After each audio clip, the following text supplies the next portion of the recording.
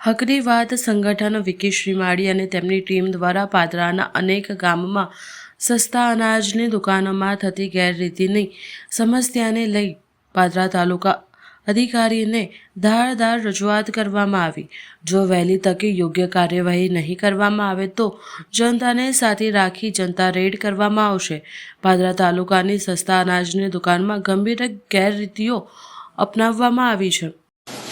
આ હકની વાત એવી સંગઠન તરફથી છે ને આપણે રેશન કાર્ડ પાદરા તાલુકાની અંદર છે ને તમામ દુકાનોમાંથી અમારા જનસેવા કાર્યાલય પર છે ને લોકો સંપર્ક કરે છે અને એવી ગેરરીતિ થાય છે સાહેબ કે પહેલી તો દુકાનદાર છે ને પોતાને એવું સમજે છે કે ભાઈ અમે જ આ લોકોને પાલક દઈએ।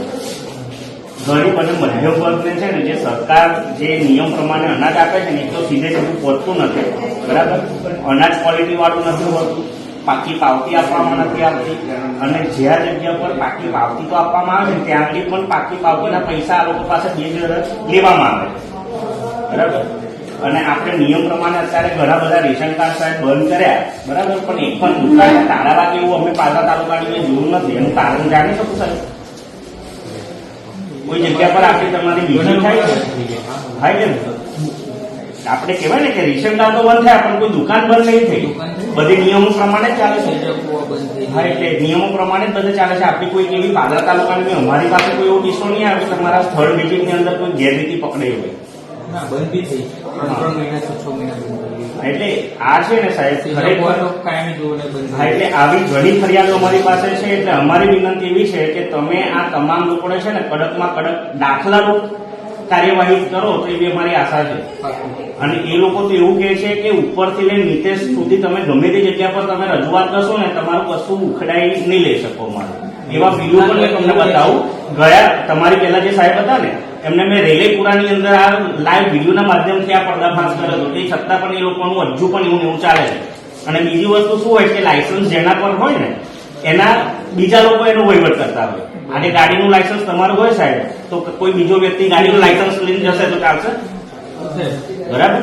એટલે ઘણી બધી જગ્યાઓ પર આવી છે, ખાસ કરીને રેલેપુરા, ડભાસા, લુણાથી લઈને ઘણી બધી જગ્યાઓ પર કમ્પ્લેન આવેલી છે। તો તમે આના ચોક્કસપણે બને એટલી વહેલી તકે એની કાર્યવાહી કરો ને તો પછી અમે છે જનતા રેડ કરીશું પછી, બરાબર લઈશું ને આગળ રજૂઆત બી જવા દઈશું। હા, અને સાહેબ એવું છે કે છેલ્લી તારીખોમાં જ અનાજ આપે છે, એવું નથી છેલ્લી તારીખ 2 કે 3 દિવસે છે પછી બાકી રજૂઆત અમે આગળ જવા દઈશું કે જલ્દી આપવામાં આવે। અનાજની અંદર એટલા કેટલા હોય છે સાહેબ, આજુબાજુના ગામના જે ગોડાઉનની આજુબાજુના ઘરોમાં કેટલા બેસી જાય એના વિડીયો મારી પાસે છે, તમને પુરાવા સાથે બધી વસ્તુઓની રજૂઆત કરું છું। તમારી રજૂઆત વ્યાજબી છે, અમે આગળ પાદરા તાલુકાનું એક ગોમેઠા ગામ છે, છેલ્લી તારીખમાં જ અનાજ વેચે છે। દરેક પાસે કેટલાય જણાનો ફોન આવ્યા છે અને 3 દિવસ છે તો બાકી રહી ગયેલા તો અનાજ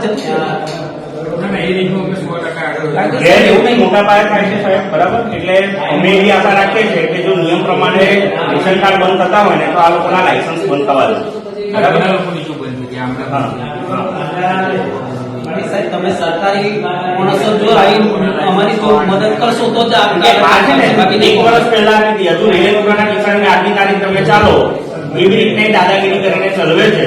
અને ઘણી બધી જગ્યાઓ પર તો એ લોકો એવું જ સમજે છે કે જે રેશન કાર્ડ ધારકો છે ને સાહેબ એ ધારકોને એવી રીતના મજબૂર કરવામાં આવે કે ભાઈ તમે છે ને કંઈ પણ અવાજ ઉઠાવશો તો તમારું રેશન કાર્ડ બંધ કરી દઈશું। વિડીયો બતાવું છું, બોલો। એટલે હું તમને કહેવાનું મતલબ એટલે તમે બને એટલી જલ્દી એના પર કાર્યવાહી કરો, બરાબર।